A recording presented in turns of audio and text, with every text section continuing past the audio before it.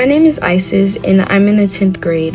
My name is Gabriel Cummings. I'm in 11th grade at CSA. Hi, my name is Leona Brown, and I am in the 10th grade.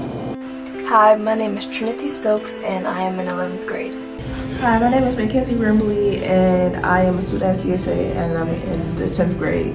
Hi, my name is Kariana. I'm in visual arts, and I'm in 12th grade. Hello, my name is Eliza. I'm a current 11th grader at Cleveland School of the Arts. Question 1. How has dress code affected the way you feel or view yourself? The dress code has made me feel like a bit insecure, and I can't really show my artistic ways or my fashion ways through the way I dress. The dress code has personally made me feel like I should be ashamed of my body. I can't wear half of my wardrobe because it's seen as revealing or because it's seen as a distraction to other people, when in reality, I look the way that I look and I have the body that I have. And I can't help the fact that clothes, depending on how you wear them, can accentuate that. Inhibited. I feel inhibited because I can't express myself through my clothes how I usually do due to the system at school. And it's hard to adjust because I can't wear the clothes I feel comfortable in due to the guidelines. Dress code makes me feel over-sexualized, considering that me and my peers are all minors. When it comes to adults seeing us as sexual beings, it's very disturbing. And a lot of things that are in the dress code, most of the things, if not all, are considered inappropriate. And things that are considered inappropriate are considered sexual.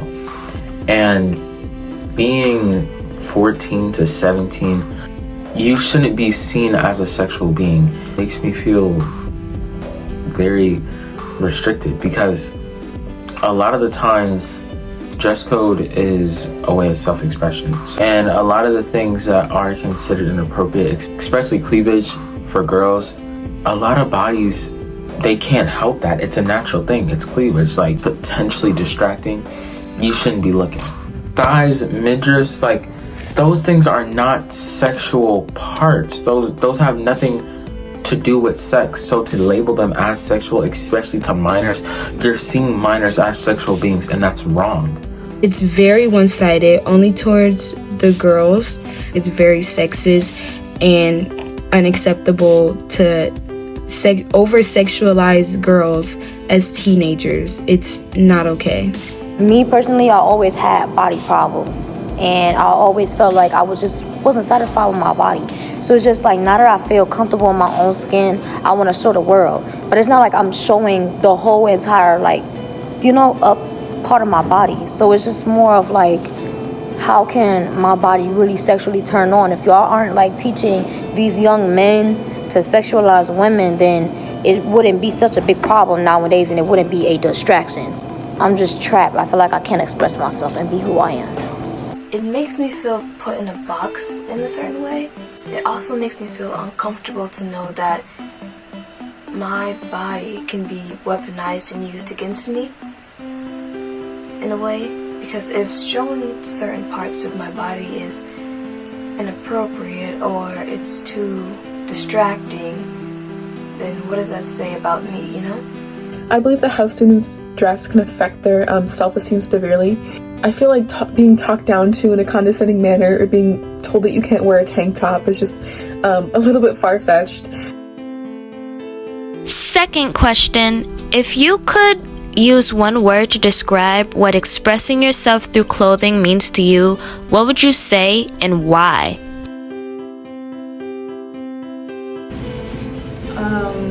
Through the way I dress, I'd say artistic.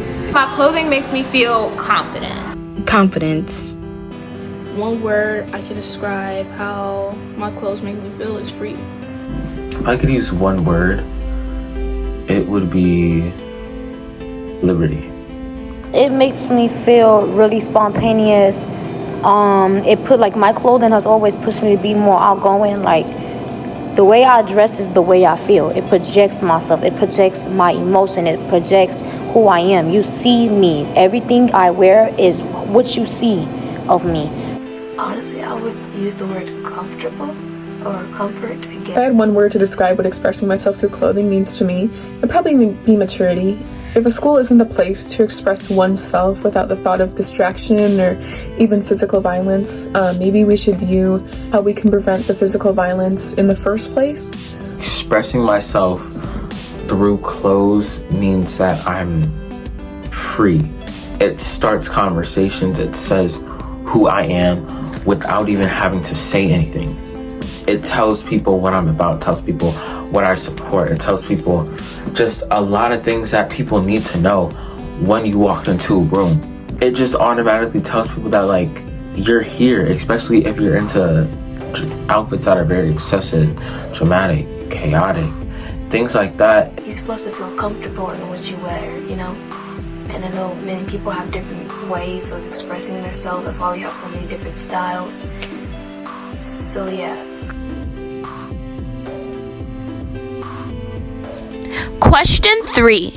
What changes to the dress code do you think will make a more positive impact on everybody? I feel that everything someone would wear shouldn't be sexualized, and I feel like to go a little bit down on the dress code and not to be so head hard on about someone, about what they wear. If that energy is shown to other students, as, I'm sorry for the males, the same energy doesn't hold up the same. The most change that could really like impact us is like making it equally fair. Like women, because they have boobs, they should not be dress coded for wearing like their stomach out. Meanwhile, when guys, they have their stomach out and they don't get dress coded because they're a male. So I feel like if it was more equally fair, everybody would feel like at least a little bit more like accepted in a sense. How we have dress code in our school, personally, it's you can't show your stomach or your like upper thighs.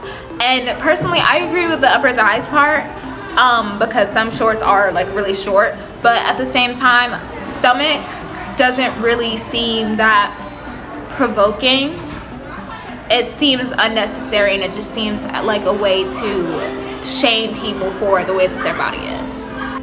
I think if administration wasn't so picky about the dress code, if administration didn't pick on the slightest things about dress code, people would have a more positive look on it, because you're wasting time, because no one cares about a stomach being out. Like, truthfully, no one cares. It's a stomach. We all have them. No one's gonna look at our lower stomach and just gonna be like, oh, that turns me on. Or our shoulders. Like, it's just a part of our body. Like, we have to teach young men, we have to teach these young boys to respect women, to respect little girls, and to not touch them and look at them. And we have to really teach them. Like, it's not so much of like changing what we have, it's just more of changing the way our minds work. The changes that could be made to the dress code are pretty obvious. If you would like revise the list, you know, eventually, or sooner than later, you know? You're still having it strictly pointed at female assigned at birth bodies. Especially when it comes to spaghetti straps, cleavage, deep cuts. Those are things for female assigned at birth bodies. First of all, you shouldn't be looking at it. And the only reason why you're seeing it as inappropriate is because it's sexual. Stop seeing minors as sexual beings. Lastly, I think that the changes that I would make would be like maybe have a council or like a board of student representatives that would maybe come together and poll the students on what they would like to see in the dress code, and then talk that up with the teachers or the district to see if we can come to some common ground with the dress code.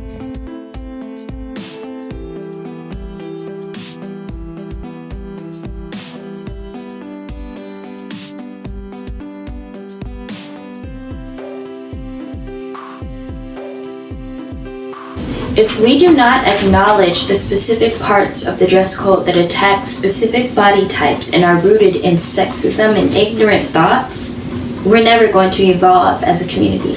One important thing to consider is that cleavage is not always about how much your clothes are revealing. two people with different body types could wear the exact same shirt, and the amount of cleavage that is shown is going to be different depending on how their body is built. So for example, to say you are not allowed to wear low V-cuts, it's not the same for everybody. People cannot change their bodies, and people should not feel like their body is an issue or that something is wrong with them. People should not feel like they have to do extra work to cover themselves. I second the idea of creating some kind of student inclusion when we're making these rules, because these rules are for the students. I think it is definitely important that teachers, older people, the district, and everybody with a certain level of power still holds a level of control with these rules. But if we are going to make rules specifically for students, students should be able to have some kind of way to voice how they feel, because that's important. It's important to listen to what the students have to say. And telling us that we are only acting out of our opinions and our feelings and making it seem that that is invalid is only contributing to this idea that how we feel doesn't matter, which it does. One last thing, it's not just about the rules. It's about how you speak about these students. Me and my peers, not just at my school, but at different schools, have heard teachers and people who work within the schools compare the students to strippers, prostitutes, saying that they don't want to see all of that. I appreciate the time and energy that you are putting into watching this video and to listening to me and the other students' ideas, thoughts, and feelings. My name is Sarah Murdoch. I approve of this video. Thank you.